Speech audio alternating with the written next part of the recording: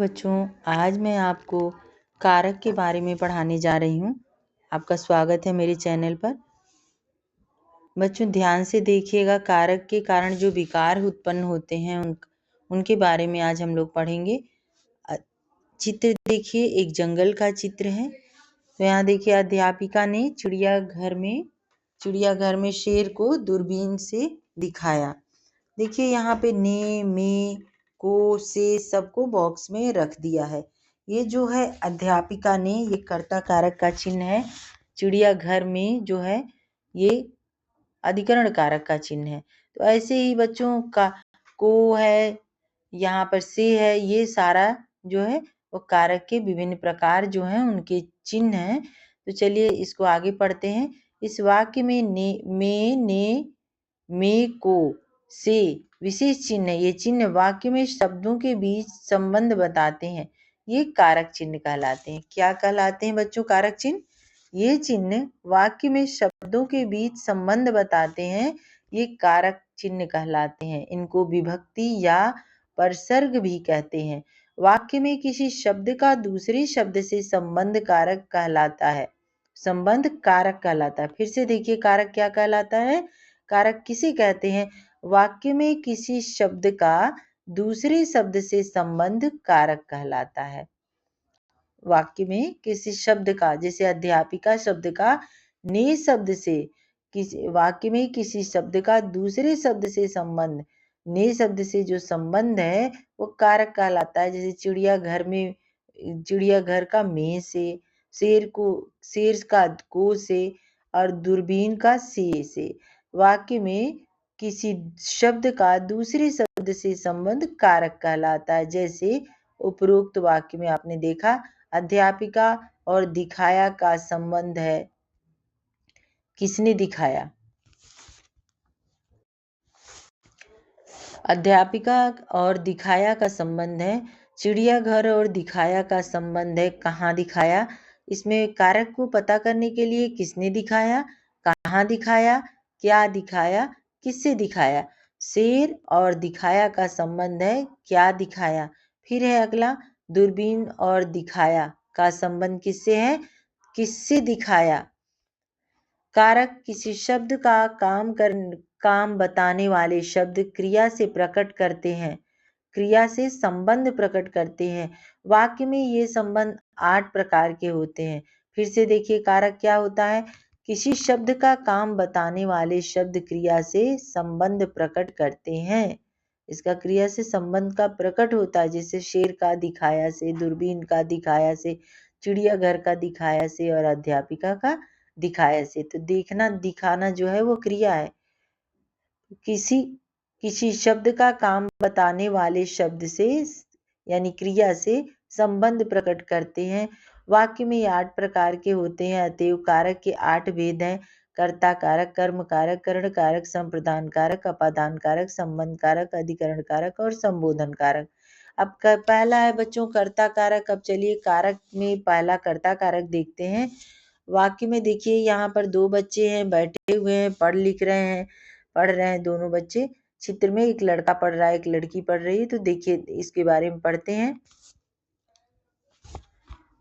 वाक्य में जो शब्द क्रिया को करता है, वाक्य में जो शब्द क्रिया को करता है वह कर्ता कारक कहलाता है। जैसे बालक पढ़ रहा है, जो लड़का है वह क्या कर रहा है?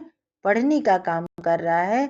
तो जो शब्द क्रिया को करता है, मतलब जो लड़का है वह पढ़ने का काम कर रहा है, तो ये हो जाएगा कर्ता कारक। अगला है बालिका ने पुस्तक पढ़ी। यहाँ पर साफ चिन्ह क्रिया कर्ता कारक का लगा दिया गया है। किसने पुस्तक पढ़ी? बालिका ने क्या पढ़ा? पुस्तक पढ़ा। तो जो पढ़ना है वो क्रिया हो जाएगा और बालिका जो है वो कर्ता कारक हो जाएगी, संज्ञा हो जाएगी, पुस्तक जातिवाचक संज्ञा हो जाएगी। तो बालिका ने, यहाँ पर ने जो है कर्ता कारक का चिन्ह है। अब देखिए, कौन पढ़ रहा है? बालक। किसने पुस्तक पढ़ी? बालिका ने। पहले वाक्य में पढ़ रहा है, क्रिया या का कर्ता बालक है, बालक कर्ता कारक। दूसरे वाक्य में क्या है? पढ़ी। किसने पुस्तक पढ़ी? उत्तर मिला बालिका ने। तो दूसरे वाक्य में पढ़ी क्रिया की कर्ता बालिका है। किसने पुस्तक पढ़ी? बालिका ने। तो जो कर्ता है वो बालिका है। बालिका कर्ता कारक। अब देखते हैं कर्म कारक क्या होता है। वाक्य में जिस शब्द का पर क्रिया का फल पड़ता है वह कर्म कारक कहलाता है। अर्थात वाक्य में कर्ता जो काम करता है वह कर्म कारक कहलाता है। जैसे बालक आम खाता है। बालक क्या खा रहा है? आम। उत्तर मिला आम। खाता है क्रिया का फल आम, आम है। और आम कर्म कारक है, जो खाने का काम कर रहा है। किस चीज को? आम को। अब देखिए, बालिका आम को छील रही है। बालिका क्या छील रही है?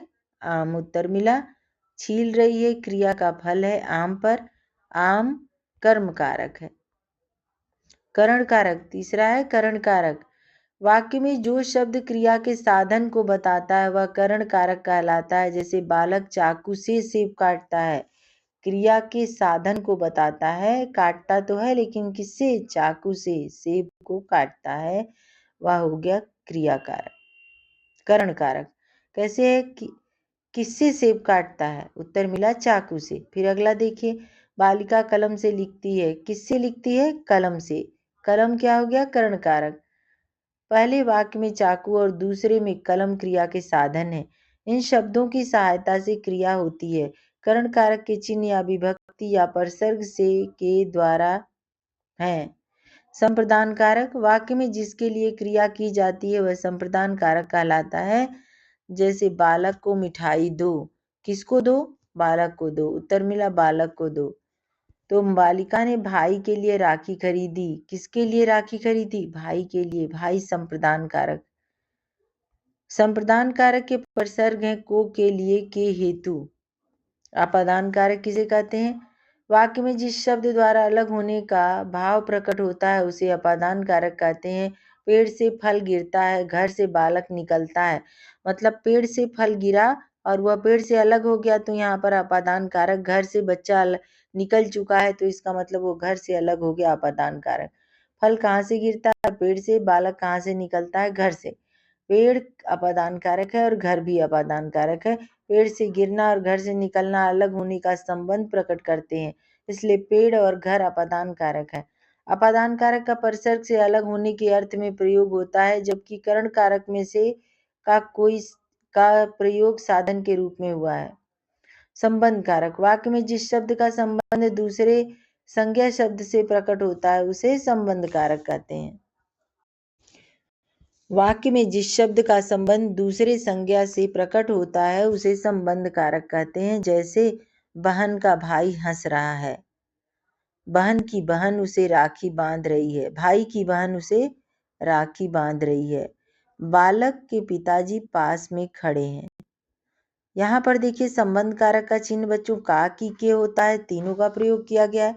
इन वाक्यों में बहन का भाई से, भाई का बहन से और बालक का पिताजी से संबंध है, इसलिए बहन, भाई और बालक संबंध कारक है। संबंध कारक के परसर्ग का, के, की। अधिकरण कारक क्या होता है? परसर्ग मतलब बच्चों चिन्ह। अधिकरण कारक वाक्य में जिस शब्द से क्रिया के आधार का पता चलता है वह अधिकरण कारक कहलाता है। जैसे बालक कुर्सी पर बैठा है, टोकरी में केले हैं।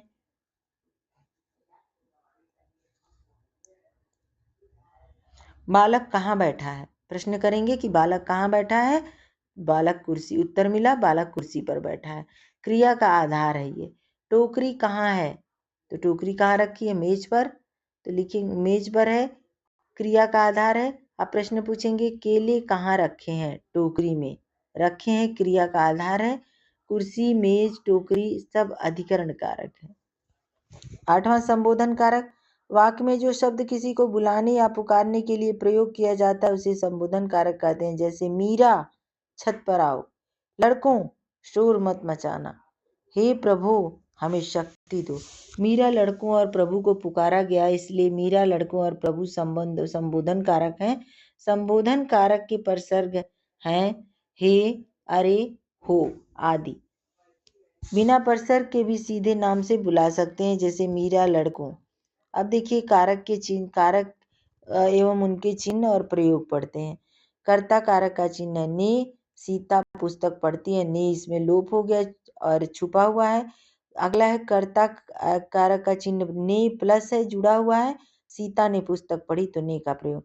दूसरा है कर्म कारक माइनस, मतलब है यहाँ पर को के पहले माइनस लिखा है, इसका मतलब ये है यहाँ पर जो चिन्ह है वो दिखाई नहीं देगा, लेकिन नीचे वाले में जहाँ प्लस दिख रहा है वहां पे आपको वो दिखेगा। लेकिन वाक्य दोनों सही है। लड़के ने शेर को देखा या शेर देखा, अगला है लड़के ने शेर को देखा, दोनों सही है। इसमें को दिख रहा है, ये किसका चिन्ह है? कर्म कारक का चिन्ह है। करण कारक का से या के द्वारा। मोहन ने लाठी से सांप को मारा, करण कारक का चिन्ह से। और के द्वारा है पिताजी ने पत्र के द्वारा सूचना भेजी, तो ये करण कारक का चिन्ह है। संप्रदान कारक को के लिए बच्चों को फल लाकर दो, बच्चों के लिए पैसे दो। देखिए को और के लिए दोनों का प्रयोग इसमें हुआ है, ये संप्रदान कारक है। अपादान कारक है से अलग होने का भाव, जो है हाथ से रुमाल गिर गया, मतलब रुमाल हाथ से अब छूटकर गिर चुका है। तीर जो है तीर से धनुष निकल चुकी है। संबंध कारक का चिन्ह का के की। अब देखिए यह मीरा का स्कूल है, स्कूल के कमरे पक्के हैं, कमरों की खिड़कियां खुली हैं। यहाँ पर की के का तीनों चीज लिखा हुआ है और तीनों जो है ये संबंध कारक का चिन्ह है, का के की। अधिकरण कारक का चिन्ह है मे पर, लड़के नदी में तैर रहे हैं, लड़के छत पर पतंग उड़ा रहे हैं। अगला है संबोधन कारक हे अरे, हे भगवान बचा लो, अरे मोहन कहाँ चले। देखिए बच्चों ये अब आपका समाप्त हो गया कारक का। कारक आप लोग पढ़ लीजिएगा, 8 भेद होते हैं इसके, सारे भेदों के बारे में पढ़ लीजिएगा ध्यान से। चलिए अब मैं समाप्त करती हूँ। थैंक